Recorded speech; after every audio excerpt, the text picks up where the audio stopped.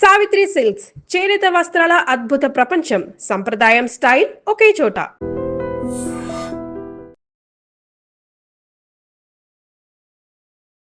నమస్కారం, welcome to I dream. ధర్మ మార్గం విత్ విజిత కార్యక్రమానికి స్వాగతం.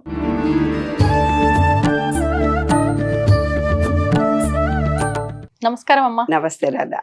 అమ్మ, భగవంతుడి విషయానికి వస్తే చాలా రకాలుగా, అంటే భగవంతుడు ఏ రూపంలో వస్తాడో తెలియదు అని చెప్పి రకరకాల రూపాల్లో రకరకాల విధానాల్లో భగవంతుడిగా భావిస్తూ ఉంటాం. అసలు నిజంగా భగవంతుడు ఉన్నాడా? అంటే నాకెవరైనా సహాయం చేస్తే నేను ఆపదలో ఉన్నప్పుడు ఆ సహాయం చేసిన వారినే భగవంతుడు అని భావిస్తాము. ఒక్కొక్కరు ఒక్కొక్క సందర్భంలో ఒక్కొక్క రకంగా భగవంతుడిని చూస్తూ ఉంటారు. అది వస్తువులోనా, పరిస్థితుల్లోనా, మనుషులోనా, ఏదో ఒక దాంట్లో భగవంతుని అసలు నిజంగా భగవంతుడు ఎవరు, ఎక్కడుంటాడు, దాని గురించి తప్పకుండా అనేది చాలా క్లిష్టమైనటువంటి అంశం. పిల్లలది ఇప్పుడు ఉన్న జనరేషన్ దేవుడు ఏడునోడు చూపించు అంటారు. ఆ విగ్రహాలను చూసి దేవుడు అంటే దీంట్లో విగ్రహాల్లో ఎక్కడ ఉన్నాడు దేవుడు అంటారు. విగ్రహాలను బట్టి పూజ చేసేటప్పుడు మన చైతన్య శక్తిని మళ్ళీ దాంట్లోకి ఆవాహనం చేసి చేస్తున్నాం. అంటే ఆధ్యాత్మికత అంటే ఏమిటి, నిజంగా దేవుడు అంటే ఏమిటిని రీసెర్చ్ చేస్తూ ఆలోచిస్తూ ఈ ఆధ్యాత్మిక వైపు పరిగెత్తుతున్నటువంటి ఎంతమందికో ఉన్నటువంటి డౌట్ ఇది. అసలు నిజంగా దేవుడు ఉన్నాడా లేదా, అసలు దేవుడు అంటే మనం అనుకున్నది జరిగితే ఉన్నాడంటే ఏదైనా ఇబ్బంది వచ్చి జరిగితే దేవుడే చేసిండు, మీ దేవుడు చేసిండు. అది కూడా దేవుడు లేడు ఉంటే ఇట్లా ఎందుకు దేవుడు లేడు, నీ దేవుడు చేసిండు. దేవుడు అనేవాడు ఎక్కడ లేడు, మనలోనే ఉన్నాడు. దేవుడు అంటే ఏమిటో అసలు తెలిస్తే, దేవుడు ఉన్నాడా లేదా అని తెలిస్తే నీవు జీవితాన్ని మార్చుకోవాలి. చాలా మంచి ఇంటెలిజెన్స్ క్వశ్చన్. ఇన్నాళ్ళ నుంచి నేను ఏ జర్నలిస్ట్ అయినా ఎంత మంచి క్వశ్చన్స్ అడుగుతుందా నేను ఎదురు చూస్తున్నా. Very good question. ఎందుకంటే ఇది ఇప్పుడు ప్రజెంట్గా ప్రతి వాళ్లకు కావలసినటువంటి నాలెడ్జ్ ఇవ్వగలిసినటువంటి ప్రశ్న. అంటే ఇది ఒక వాక్యంలో సమాధానం చెప్పడం చాలా కష్టం. మొదలు పెట్టకుండా ఊపిరి పీల్చుకుంటున్నారు. ఇది నమ్మకము, అనుభవము, తర్కము, శాస్త్రము, ఆధ్యాత్మికత అన్నిటికీ సంబంధించినటువంటి ప్రశ్న. ఇంత గొప్ప ప్రశ్న మా విజితారెడ్డి అడిగారంటే గ్రేట్. ఈ 4 కోణాల్లో నేను శాస్త్రీయంగా చెప్తాను. ఏమేమి ఉన్నాయో చూద్దాం. శాస్త్రీయ దృష్టితో కనుక చూస్తే నిరూపించగలిగినదే నిజం. దేవుడు ఉన్నాడని ఇప్పటి వరకు శాస్త్రపరంగా నిరూపణ జరగలేదు. దేవుడు లేడని కూడా శాస్త్రీయ పరంగా నిరూపించలేదు కదా ఎవరు. అది అంటే శాస్త్రం దృష్టిలో దేవుడు ప్రూవ్ కాదు, డిస్అప్రూవ్డ్ కూడా కాదు. అవునా లేదా? ప్రూవ్ చేయలేదు, డిస్అప్రూవ్డ్ కాదు, లేదు అని కూడా చేయలేదు, ఎవరు ప్రూవ్ చేయలేదు కూడా. అంటే శాస్త్రం మౌనంగా ఉంది. అవునా? తర్కం, లాజిక్ దృష్టిలో ఈ విశ్వం ఇంత క్రమంగా, ఇంత నియమంగా, ఇంత శక్తితో ఎలా నడుస్తోంది, కాలాలు, క్యాలెండర్లు, ఋతువులు సిస్టమేటిక్ గా జరుగుతున్నాయి. రకరకాల మార్పులు. గురుత్వాకర్షణ, ఏదైనా వస్తువు పైకేస్తే క్రిందికే పడుతోంది. గురుత్వాకర్షణ శక్తి ఉంది. కాలం కరెక్ట్ గా నడుస్తోంది, శక్తి కరెక్ట్ గానే ఉంటోంది, జీవం కరెక్ట్ గానే, అంటే పుట్టుక మరణాలు, తర్వాత చైతన్యం, అందరు చిన్న నుంచి పెద్ద చైతన్యం ఇంత జరుగుతోంది. అంటే డెవలప్మెంట్ జరుగుతోంది. అంటే ప్రతి వస్తువు ఇంతే ఉండకుండా డెవలప్మెంట్ జరుగుతుంది. అసలు చంద్రమండలంలోకి కాళ్ళు పెట్టగలిగే చైతన్య శక్తి అంతా మనుషుల్లో వచ్చింది. అమ్మా, ఇంట్లో కూర్చొని ఫస్ట్ ఏ ఊర్లోనైనా ఉంటే బస్సులు వేసుకొని వెళ్ళి ఆ ఊరు మనిషి ఈ ఊరికి వస్తేనే సచ్చాడా బతికాడా తెలియలేదు. ఇవాళ ఎన్ని దేశాల అవతలున్నా జస్ట్ ఫోన్ లో హాయ్ అనుకుంటే చాలు. డబ్బులు పెట్టుకోరు, 5,000 10,000 పెట్టుకోరు, అయ్యో నా పైసలు పోయినాయి అనుకునేవాళ్ళం. ఇవాళ సెల్ ఫోన్ ఉంటే చాలు, డబ్బులు జస్ట్ ఎంతో చైతన్యం జరిగింది. ఇదంతా అంటే కూడా ఇవన్నీ స్వయంగా వచ్చాయా లేదా ఏదో మౌలిక చైతన్యం నుంచి వచ్చాయా మనం ఆలోచిస్తాము. అంటే కొంతమంది దేవుడు ఉన్నాడు అంటారు, మరి కొంతమంది ఇది ప్రకృతి మాత్రమే అంటారు. నాలాంటి ఆమె రెండూ తర్కంగా సాధ్యం కానటువంటి మాటలే. ఆధ్యాత్మికంగా భారతీయ తత్వంతో మనం గనక చూస్తే ఎక్కడో ఉన్న వ్యక్తి కాదు దేవుడు అంటే, నీలోనే ఉన్న చైతన్యము అంటున్నాను నేను, నాలాంటి ఆధ్యాత్మికవేత్త. ఏమ్మా, కొంతమంది అంటున్నాడు కాదు దేవుడు చైతన్యము, దేవుడే శక్తి, దేవుడు నీవు తెలుసుకునేదే, నేను ఉన్నాను అనే భావనలోనే దేవుడు ఉన్నాడని ఆధ్యాత్మికత కొంతమంది చెప్తున్నారు. అది కూడా కరెక్టే కదా. కాబట్టి ఉపనిషత్తులు ఏమంటున్నాయి, అహం బ్రహ్మస్మి, నేనే బ్రహ్మ అని అన్నాయి. అంటే ఇక్కడ దేవుడు అంటే విగ్రహం కాదు, ఆకాశంలో కూర్చున్నటువంటి వ్యక్తి కాదు, మనం నడిపిస్తున్న అంతర్గత శక్తి కూడా కాదు. అనుభవ దృష్టిలో అత్యంత నిజమైన సమాధానం ఏమిటంటే దేవుడు ఉన్నాడా లేదా అనేది నమ్మకం కాదు, అనుభవము. దేవుడు ఉన్నాడా లేదా అనేది నమ్మకం కాదు, అనుభవము. భయం పోయిన క్షణం, లోపల అపారమైన శక్తి వచ్చిన క్షణం. మేమందరం కోలీగ్స్, మేము స్టాఫ్ రూమ్ లో కూర్చొని మాట్లాడుకునేవాళ్ళం దేవుడు పూజలు అని.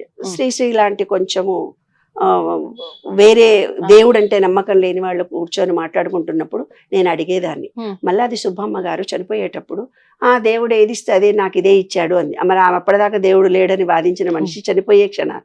అంటే భయము అనేది లేని వ్యక్తి, నిర్భయంగా ఉన్న వ్యక్తికి దేవుడు లేడనుకున్నా కూడా తను ఏదైనా నిర్ణయంతో తన ఆత్మవిశ్వాస బలంతో దేవుడు లేడని కూడా చెప్పి కూడా బతకగలుగుతాడు. అదే వ్యక్తి కొంచెం భయంగా ఉన్నటువంటి దేవుడు అనేవాడు ఉన్నాడు, నాకు సపోర్ట్ చేస్తాడు. చూడు నాన్న, ఇంట్లో ఒక తల్లి లేని పిల్లలు ఎలా పెరుగుతారు, తల్లి ఉన్న పిల్లలు ఎలా పెరుగుతారు? తల్లి తండ్రి క్రమశిక్షణలో పిల్లలు పెరిగినట్టుగా భగవంతుడు అనే ఒక నమ్మకంతో పెరిగిన పిల్లలు ఎలా ఉంటాడు, భగవంతుడు లేడు అనే పిల్లలు పెంపకంలో ఎలాగుంటారో అది. దేవుడు ఉన్నాడనే నమ్మకం కాదు, అదొక అనుభవం. భయం పోయిన క్షణం లోపల అపారమైన శాంతి మనలో పెరుగుతుంది. దేవుడు ఉన్నాడని ప్రశాంతంగా పడుకుంటాం కదా, ఏ కష్టం వచ్చినా ఆయన చూస్తాడని. భయం పోయిన క్షణం అన్నమాట. ఏదో శక్తి నన్ను కాపాడుతోందనే నమ్మకం మనలో కలిగినప్పుడు, అహంకారం కరిగిపోయిన క్షణంలో దేవుడు ఉన్నారు అని అంటాడనమాట ఆ వ్యక్తి. అది బయట కాదు, లోపల జరిగే అనుభవము. నిజమైన సమాధానం సూటిగా చెప్పాలంటే దేవుడు వస్తువుల్లా కాదు, దేవుడు లేడని ఖచ్చితంగా చెప్పలేము. నీలో ఉన్న చైతన్యము, నీతిబద్ధత, కరుణ, ప్రేమ, శక్తి, అదే దేవుడు అనుభవిస్తున్న వాళ్ళు చెప్తారు. చివరిగా ఒక ప్రశ్న మనం ఒక ఆలోచన చేద్దాం. దేవుడు నమ్మాలనుకుంటున్నారా లేదా మీరు అనుభవించాలనుకుంటున్నారా? అనుభవించాలనుకో. ఎస్.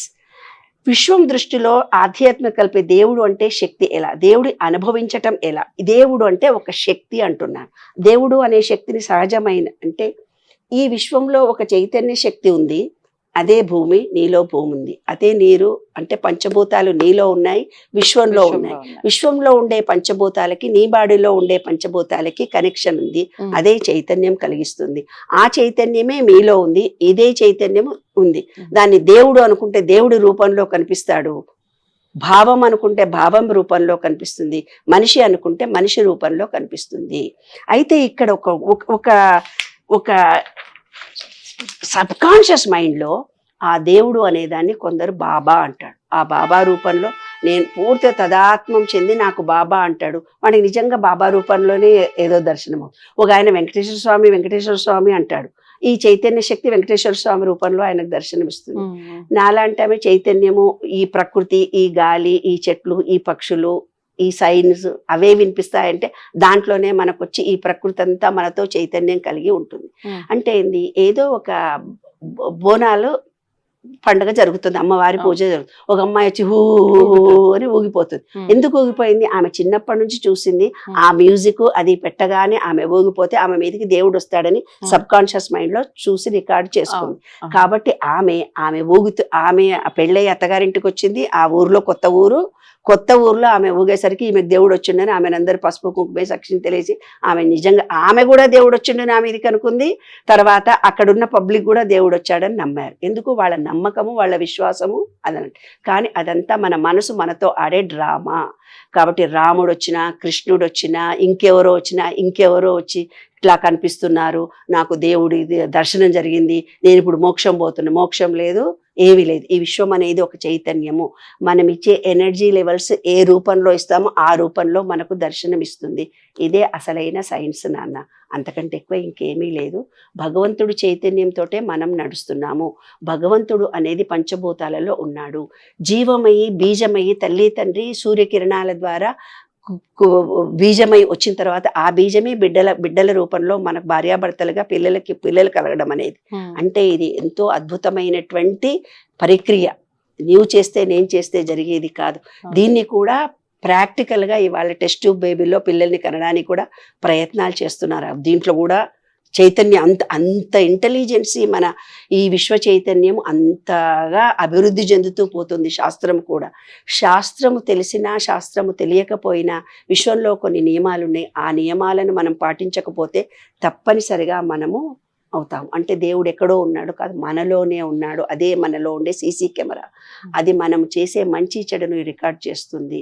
నేను ఎన్నో వీడియోలో చాలా చెప్పాను, అబద్ధాలు ఆడితే ఇలాగా, సెల్ఫిష్గా ఉంటే ఇలాగా, వేరే వాళ్ళ సొమ్ము దొబ్బేస్తే ఇలాగా.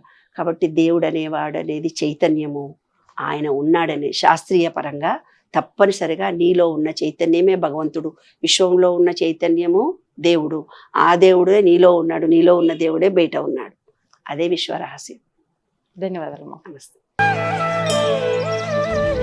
దీన్ని తవ్వండి, తవ్వుతూనే శివలింగం. పరమాత్మకు జీవా సరే దాన్ని అట్లా కప్పేసేయండి, చూపించదండి. Krishna is there. మూర్తి పూజ కాదు, సాక్షాత్ బ్రజేంద్ర నందన భగవాన్ ఉన్నారు మూర్తిలో. ఏమీ ఆశించకుండా ఆరాధించే వాళ్ళు కూడా ఉన్నారా ప్రభుజీ? నిజమైన భక్తి అంటే మనకు తెలియదు కాబట్టి